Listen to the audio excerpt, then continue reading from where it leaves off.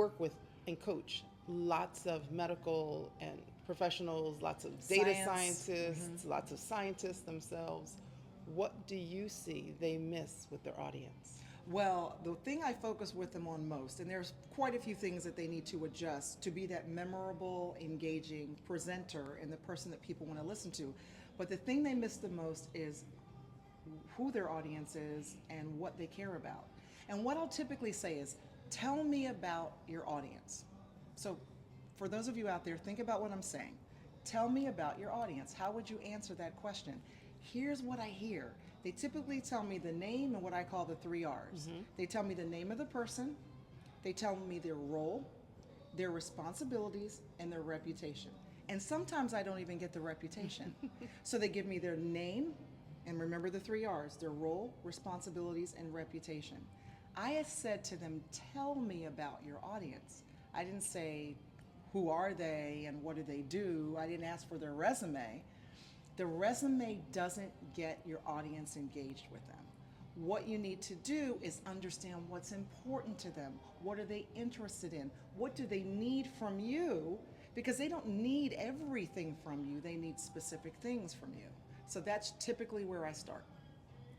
And we oftentimes we coach speakers as well, and they always ask whoever has hired them to come and speak, who's in the audience? What is their background? What are they here for? What do they need from me as a presenter from the stage? Who's coming on before me? Who's coming on after me? So they get the full context of the audience's experience so they know where they fit and what their message should be.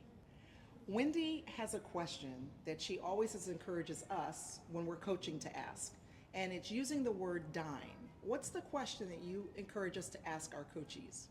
Do you know your audience well enough to dine with them?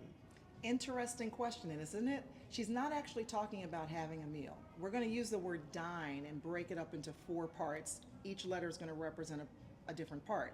The question is, do you know your audience well enough to dine with them?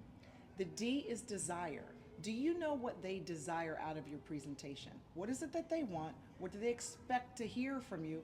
What do they really need to hear from you that's going to make a difference for them? So that's the D. The I is interest. What are they interested in? Sometimes it's just they're curious. Sometimes they are just want to know what you are going to share with them. They don't necessarily need anything specific, but they have a curiosity and an interest. Do you know what that is?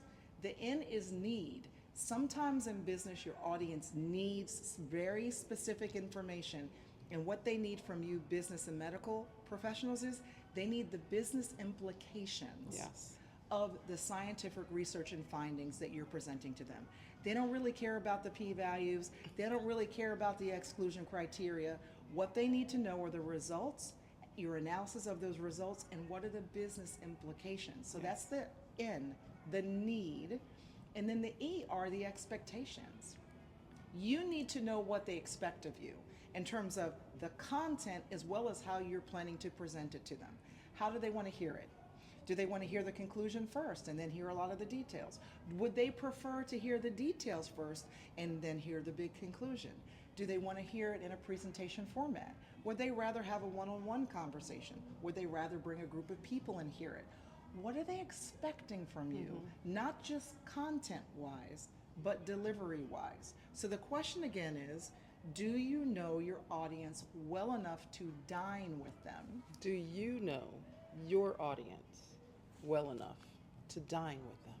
Have you earned a seat at their table to share that corporate meal, that business relationship with? If you, and I promise you, if before every presentation, before every major discussion you're having about your research and your work and your analysis, you sit down and think about each person who's going to be in that room and ask yourself, what do they desire? What are they interested in? What do they need? And what do they expect? You will see a huge difference in your impact and your memorability and your ability to engage.